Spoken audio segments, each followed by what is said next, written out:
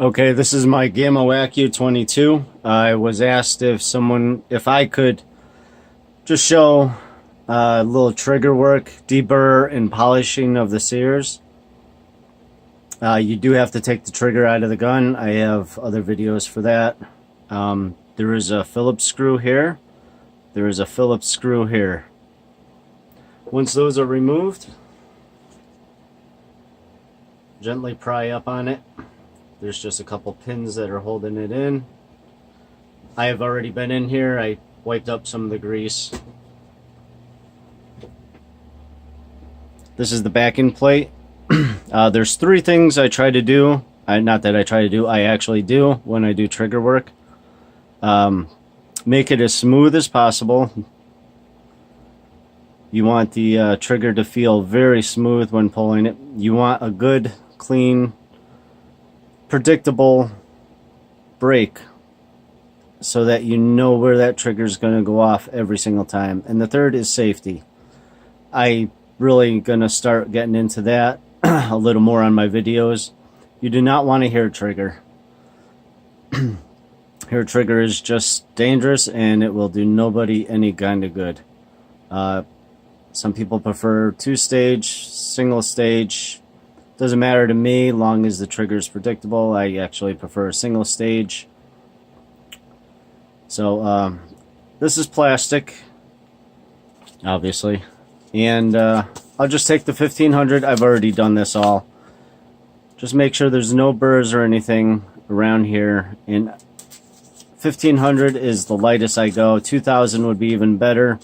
You just want to polish it up, make sure there's no burrs. This is what all the Sears and everything rides against. You don't want to remove any material, just make it nice and smooth. Alright, as far as that's out of the way, some triggers are better than others. This one was pretty good. Few spots I had to address. We'll zoom in now and get a better aspect of this.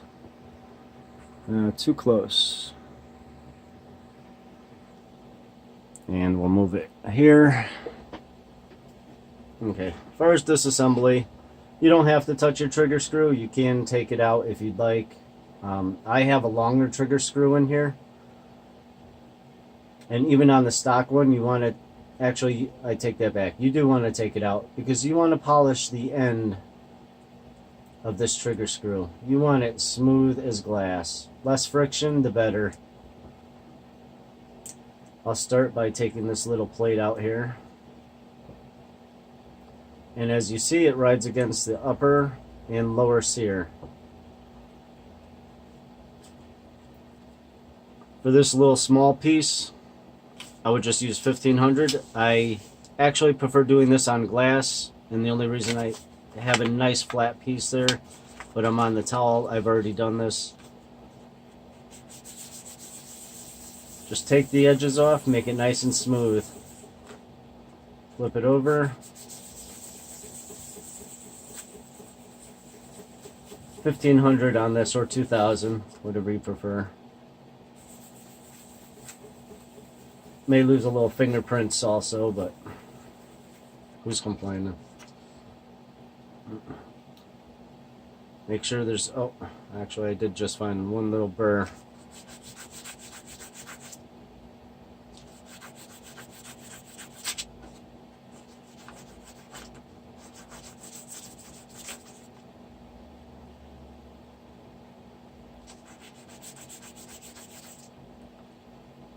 Alright, there we go. Nice and smooth.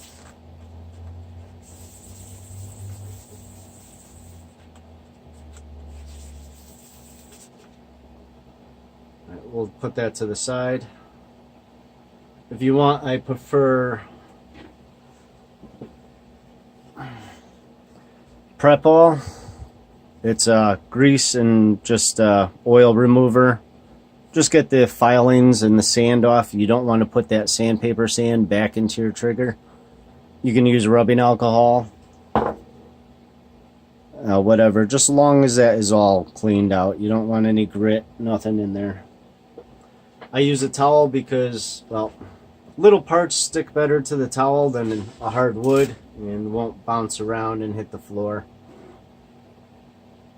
Alright, this is a little tricky. It's easy coming out. Putting it back in is a little bit of a pain in the butt. It has to come out all together in one shot. This is your trigger and safety. Here's your spring on the other side. I use a little grease and it helps hold that trigger right in there. I mean the spring in there.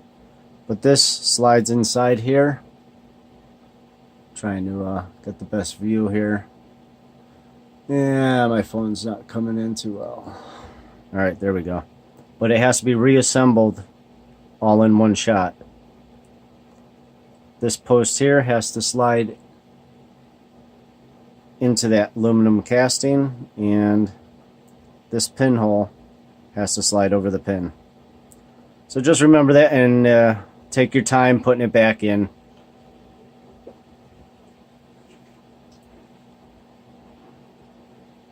Next thing I do is remove the bottom sear. Now this you can hit with 900 or 1000.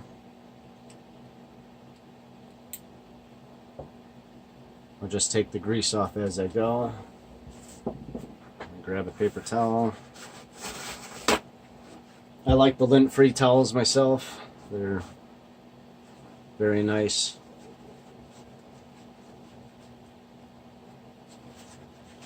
I can show you already, it's pretty good. It's not mirror finish, but if you saw it before I did this,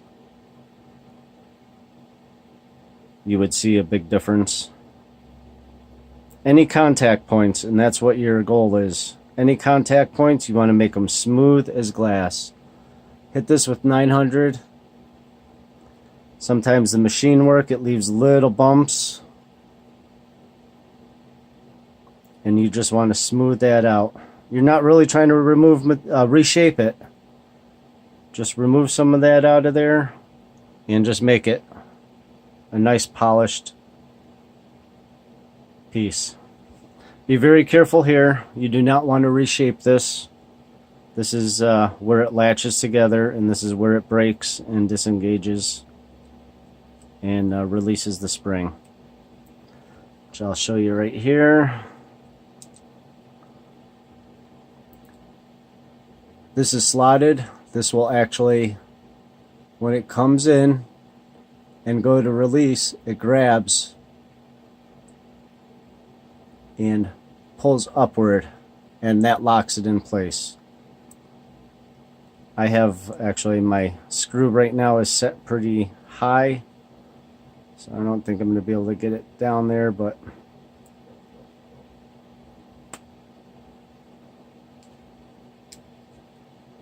there we go.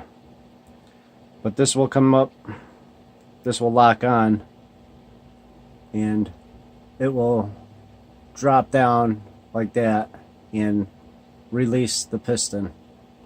That's how this trigger works.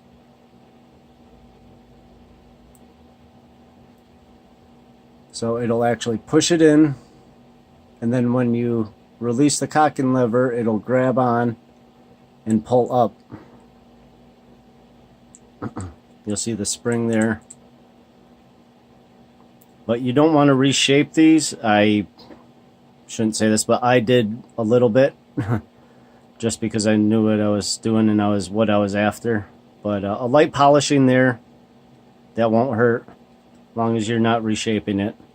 So you just want that smooth as glass, those two areas, because that's where it's going to release, and you want it nice and smooth. I'll take this back out. You normally, I would say, don't polish the outsides. You don't need to. But since the plastic case does go along this, and the only point that it hits is right here, and there's a little hump right there that it also rides on. I do take the 1500 and I do give it a light polish on both ends.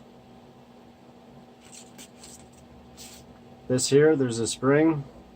I don't need to take the spring off. I can just pull it back and it's kind of greasy, so it makes it tough to pull out.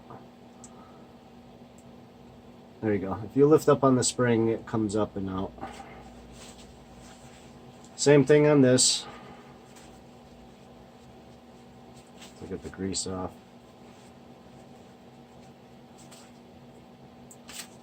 Normally I can do this with a roto tool or whatnot, but I just do it all by hand. I'll just give that a nice 1500 or 2000 after the 900, and I wouldn't even hit the 900 here, just a 15 or 2000. Not reshaping it, just giving it a nice glass-like feel. Usually I use a piece of glass or marble. I actually have a nice piece of marble. I lay it down flat.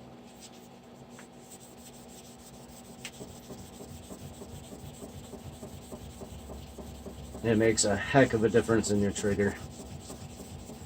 It's a good trigger already, but there's always room for improvement. What I will do is just go in here if you have something. Just feel, make sure there's nothing binding up. Check the pin, make sure there's no burrs there. A nail file, if your woman has a nail file, I'll just cut my girlfriend's nail file in half, and I just got in there real fast, made sure there's no burrs. She'll never miss it. I won't tell her if you don't. Grease is an option. Some people like it, some people don't. Personal preference. Now where this sits here, there's a slight hump just like this one. Make sure you can, yeah, see, I'm not even in focus. That Sear rides here, and the Sear rides on this one. I'll lightly polish it up. And I was saying before, with a nail file, with a fine grit, cut it in half, and you can sneak in there. Just make sure it's nice and smooth, because that's where it rides on. Make sure there's no burrs on the pin.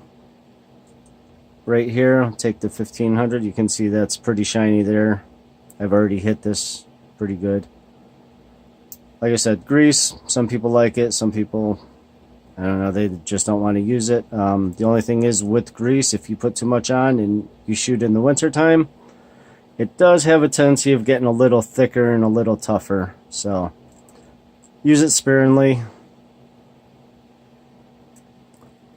Let's make sure. Back in focus here. And that's pretty much it. It's a very simple, non-complicated trigger. It works. It's not like my Hatton 135 or 125 where you have an upper, lower, and middle sear and so many other parts going together. But that is the Quattro trigger is, do have to say, is a very good trigger. Once it's worked over a bit, it's even better. Okay, so reassembly, just pull this spring back.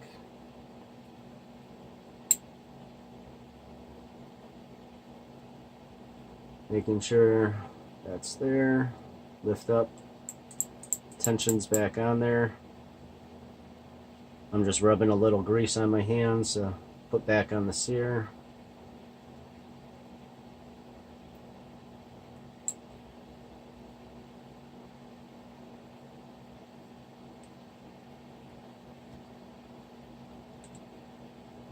That drops back into place.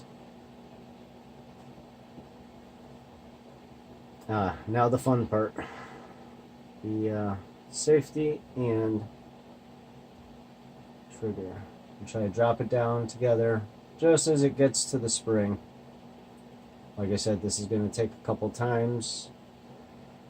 Just go gentle. I push the spring in with my hand once it gets to there, and then it usually just drops right in. Not always, but usually. Making sure everything is functioning, springs are working properly. I can put this back on. It only goes one way. You'll see exactly how it goes. And that's pretty much it. I mean, it's a simple trigger to work on. It does improve it quite a bit. It did on mine anyway, so. But like I said, if you're putting a longer screw, I don't know the size exactly what this was. Just please be careful. Make sure it's not pointed towards anyone. Cock it facing down near a piece of wood, something that'll absorb the pellet. Give it a good hit on the stock. Make sure it is not going to accidentally go off. Hair trigger is a dangerous trigger, and I do not recommend it. Safety is all up to you when you're doing this. I make sure I do have a little grease in there in the pins, which I already do. Make sure you have no extra parts before you go reassembling it. Push it down firmly. Take your 2 screws.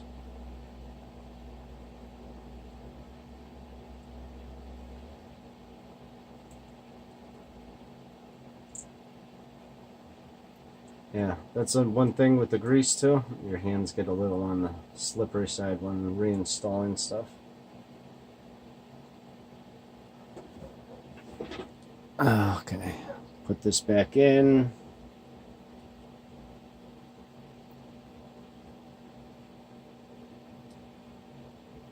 Firm, don't over tighten it. It's plastic and aluminum. Last thing you want to do is break anything. That's firm. It's firm. And when working on a gun, what I always do, and I bought